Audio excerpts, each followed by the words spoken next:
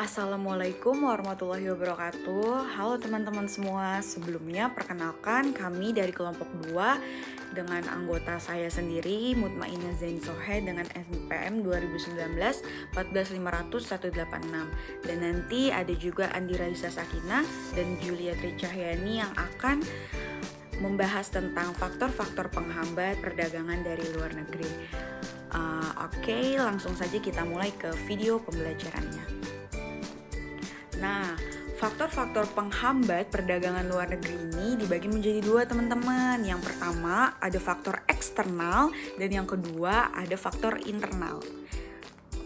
Nah, baik. Yang pertama, saya akan menjelaskan tentang faktor eksternalnya. Faktor eksternalnya itu ada apa aja sih? Di sini terdapat 4 poin. Yang pertama, kepercayaan antara eksportir dengan importir. Yang kedua adalah faktor pemasaran. Yang ketiga adalah sistem kuota dan kondisi hubungan perdagangan dengan negara lain. Dan yang keempat adalah keterkaitan dalam keanggotaan organisasi internasional. Nah, selanjutnya poin yang pertama tadi itu kepercayaan antara eksportir dengan importir. Itu apa sih maksudnya?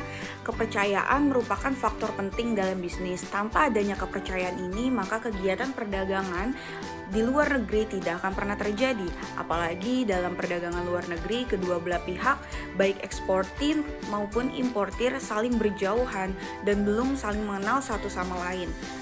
Dan itu memiliki resiko yang sangat besar, apalagi dalam dalam hal untuk pertukaran uang. Nah, selanjutnya karena sang importir dan importir ini belum saling mengenal, di sini ada nih beberapa cara yang dilakukan untuk mencari informasi tersebut. Yang pertama, memanfaatkan buku petunjuk perdagangan yang berisikan dengan nama, alamat, dan juga jenis usaha. Lalu, poin yang kedua, mencari dan mengunjungi perusahaannya di negara lain. Kayak misalnya, kalau misalnya kita mau cari perusahaan sesuatu, kita harus cek nih di negara kita ada nggak perusahaan yang dari luar negeri tersebut. Dengan begitu kita bisa visit, kita bisa kunjungan, dan kita bisa mendapatkan informasi dari perusahaan tersebut. Lalu yang ketiga, meminta bantuan bank di dalam negeri atau di luar negeri. Hal ini ditunjukkan untuk apa ya? Adanya transparansi kalau misalnya perusahaan ini real nggak sih gitu loh. Lalu yang poin keempat, membaca publikasi dagang dalam dan luar negeri. Lalu poin yang kelima, konsultasi dengan pengusaha dalam bidang yang sama. Lalu poin yang terakhir adalah melalui perwakilan dagang. Nah, selanjutnya faktor yang kedua adalah pemasaran. Faktor yang perlu dipertimbangkan dalam masalah ini adalah ke negara mana barang yang akan dipasarkan untuk mendapatkan harga yang sebaik-baiknya, big deals. Sebaliknya, bagi importir yang paling penting diketahui adalah dari mana barang-barang tersebut dan sebaiknya akan diimpor kemana untuk memperoleh kondisi pembayaran yang lebih baik atau mendapatkan harga yang setinggi-tingginya. Dengan begitu, importir akan mendapatkan barang dan harga jual yang lebih tinggi, dan hal penetapan harga komoditi ekspor dan konsep dalam pemasarannya. Nah, lalu selanjutnya apa aja sih teman-teman hal-hal yang harus diketahui oleh eksportir nih? Yang pertama, ongkos atau biaya barang. Tentunya sang eksportir ini perlu nih cari tahu pengiriman mana sih yang paling murah, ekspedisi mana sih yang paling murah sehingga mereka dapat save budget mereka. Lalu yang kedua, sifat dan tingkat persaingan. Sifat persaingannya seperti apa sih? Kayak misalnya kita tahu pesaing kita itu seperti apa dan tingkat persaingannya itu seketat apa. Jadi kita bisa menganalisa plus dan minus in the future atau di masa depan. Lalu yang ketiga, luas dan sifat permintaan. Kita juga harus tahu nih teman-teman, seberapa banyak sih permintaan yang terjadi di pasar. Dengan begitu kita dapat mengontrol kuantiti yang dapat kita produksi. Nah, lalu yang selanjutnya adalah penentuan informasi jenis barang. Nah, kita juga harus tahu nih teman-teman informasi dan jenis-jenis barangnya. Poin yang pertama adalah peraturan perdagangan negara setempat. Tentunya setiap negara pasti mempunyai rules yang berbeda-beda. Jadi kita harus taati ya teman-teman aturan-aturan yang berlaku di negara tersebut. Lalu poin yang kedua adalah pembatasan mutu dan volume barang tertentu. Jadi kayak volume barang yang beredar tuh harus seperti apa sih? Kita harus pelajarin juga.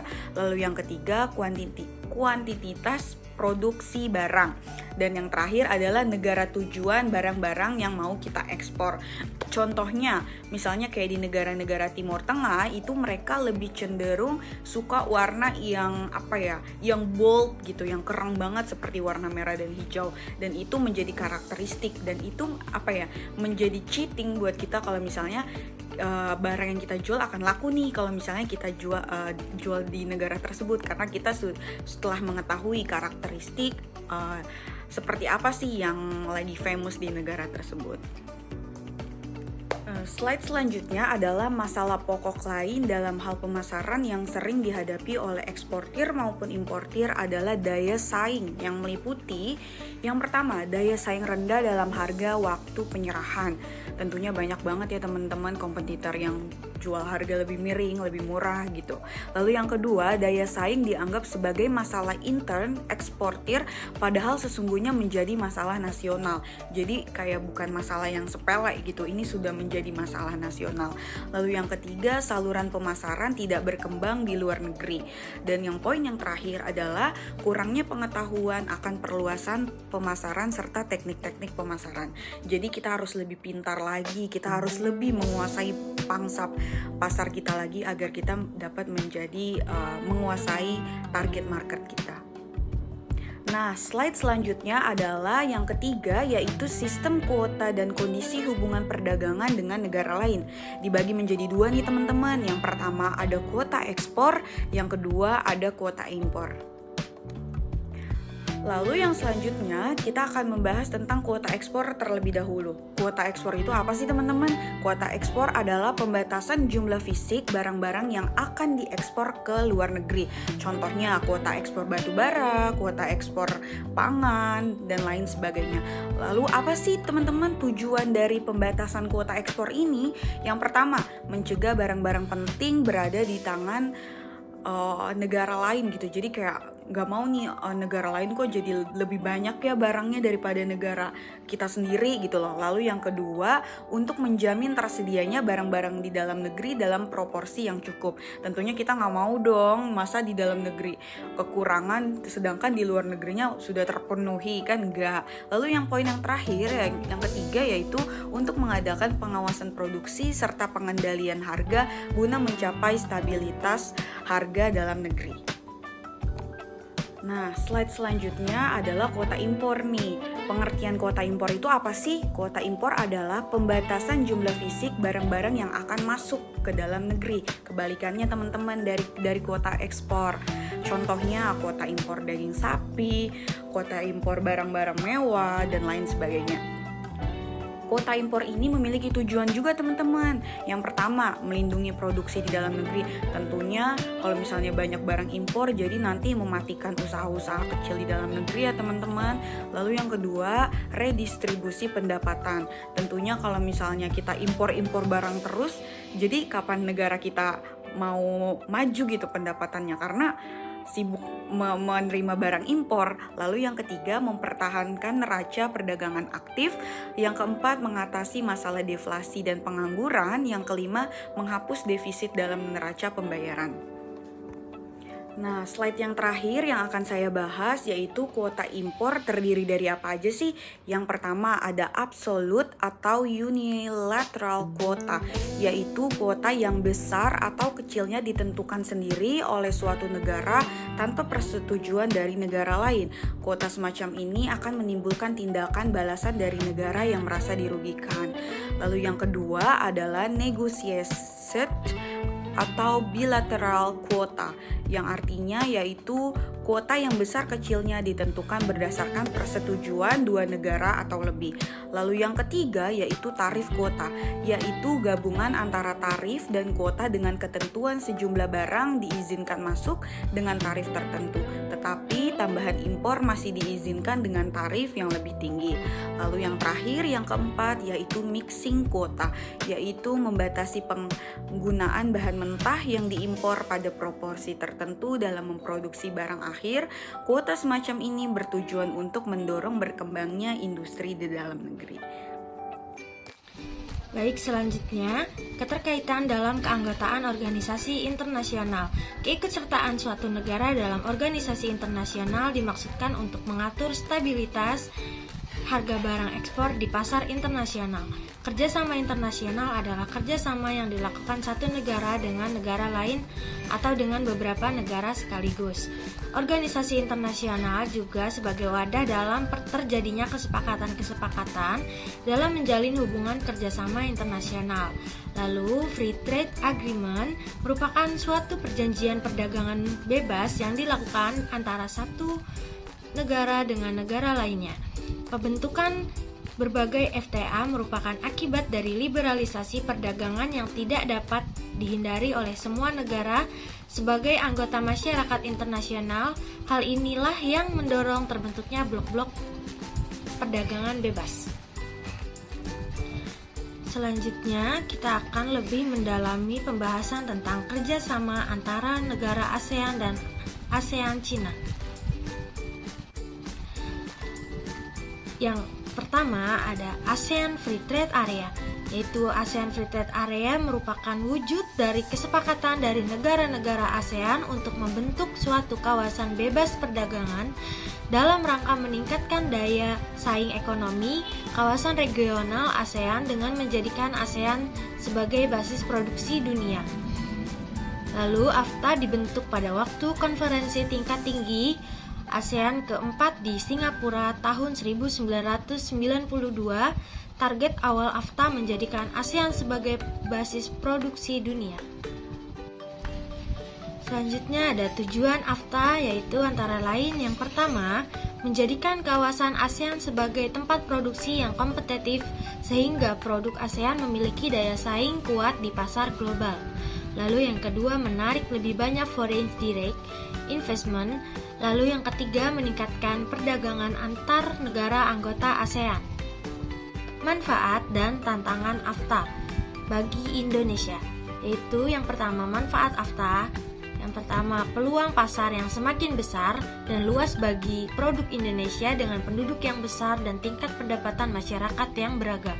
Lalu yang kedua, biaya produksi yang semakin rendah dan pasti bagi pengusaha atau produsen Indonesia yang sebelumnya membutuhkan barang, modal dan bahan baku atau penolong dari negara anggota ASEAN lainnya dan termasuk biaya pemasaran. Lalu yang ketiga, pilihan konsumen atas jenis atau ragam produk yang tersedia di pasar domestik semakin banyak dengan tingkat harga dan mutu tertentu. Lalu yang terakhir ada kerjasama dalam menjalankan bisnis semakin terbuka dengan beraliasi dengan pelaku bisnis di negara anggota ASEAN lainnya. Yang berikutnya merupakan tantangan AFTA. Pengusaha atau produsen Indonesia dituntut terus-menerus dapat meningkatkan kemampuan dalam menjalankan bisnis secara profesional guna memenangkan kompetensi dari produk yang berasal dari negara anggota ASEAN. Kemudian B, ASEAN China Free Trade Area. ASEAN China Free Trade Area merupakan kesepakatan antara negara-negara anggota ASEAN dengan Cina untuk mewujudkan kawasan perdagangan bebas dengan menghilangkan atau mengurangi hambatan-hambatan perdagangan barang, baik tarif maupun non-tarif. Peningkatan akses pasar jasa, peraturan dan ketentuan investasi, sekaligus peningkatan aspek kerjasama ekonomi untuk mendorong hubungan perekonomian para pihak ACFTA dalam rangka meningkatkan kesejahteraan masyarakat ASEAN dan Cina. Lalu selanjutnya ada tujuan ASEAN-Cina FTA. Yang pertama, memperkuat dan meningkatkan kerjasama ekonomi, perdagangan, dan investasi antara negara-negara anggota. Lalu yang kedua, meliberalisasi secara progresif dan meningkatkan perdagangan barang dan jasa, serta menciptakan suatu sistem yang transparan dan untuk mempermudah investasi. Lalu yang ketiga, menggali bidang-bidang kerjasama yang baru dan mengembangkan kebijaksanaan yang tepat dalam rangka kerjasama ekonomi antara negara-negara anggota. Lalu yang keempat, memfasilitasi integrasi ekonomi yang lebih efektif dari para anggota ASEAN baru dan menjembatani kesenjangan pembangunan ekonomi di antara negara-negara anggota. Terdapat peluang ASEAN-Cina FTA yaitu antara lain yang pertama meningkatkan akses pasar ekspor ke Cina dengan tingkat tarif yang lebih rendah bagi produk-produk nasional. Lalu yang kedua meningkatkan kerjasama antara pelaku bisnis di kedua negara melalui pembentukan aliansi strategis. Lalu yang ketiga meningkatkan akses pasar jasa di Cina bagi penyedia jasa nasional. Lalu yang keempat meningkatkan arus investasi asing asal Cina ke Indonesia. Lalu yang kelima, terbukanya transfer teknologi antara pelaku bisnis di kedua negara. Lalu, ada tantangan ASEAN-Cina FTA. Yang pertama, Indonesia harus dapat meningkatkan efisiensi dan efektivitas produksi sehingga dapat bersaing dengan produk-produk Cina. Lalu yang kedua, menciptakan iklim usaha yang kondusif dalam rangka meningkatkan daya saing. Lalu yang ketiga, menerapkan ketentuan dan peraturan investasi yang transparan, efisien, dan ramah dunia usaha. Lalu yang terakhir, meningkatkan kemampuan dalam penguasaan teknologi, informasi, dan komunikasi termasuk promosi pemasaran. Lalu selanjutnya ada faktor internal. Yang pertama, persiapan teknis. Yang kedua, kemampuan transaksi perdagangan luar negeri. Yang ketiga, pembiayaan. Dan yang keempat, kekurangsempurnaan dalam mempersiapkan barang. Yang pertama, persiapan teknis. Secara garis besar, persiapan teknis yang harus dilakukan oleh eksportir atau importir terkait dengan kegiatan ekspor-impor berupa yang A, surat izin usaha perdagangan atau SIUP atau izin usaha dari Kementerian Teknis atau lembaga pemerintahan non-kementerian atau instansi. Yang B, tanda daftar perusahaan. Yang C, nomor pokok wajib pajak atau NPWP. Dan yang D, APE atau API, yaitu angka pengenal ekspor atau angka pengenal impor.